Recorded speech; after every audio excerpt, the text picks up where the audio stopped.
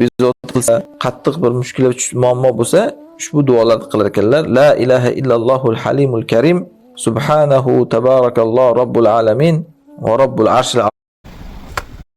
Agar biror ish Rasulullohni bezovta qilsa, qattiq bir mushkula muammo bo'lsa, ushbu duolarni qilar ekanlar. La ilaha illallohul halimul karim, subhanahu tabarakalloh robbul alamin va robbul arshil azim valhamdulillahi robbil alamin.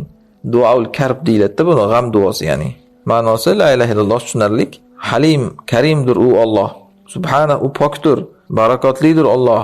Robbul alamin, arshil azimning robbisidir. Va keyin o'sha holatingizga hamd aytib alhamdulillah robbil alamin deysiz. Endi nima so'radik bu yerda qarang. Hech narsa so'ramadik, to'g'rimi? Faqat maqtadik Allohni.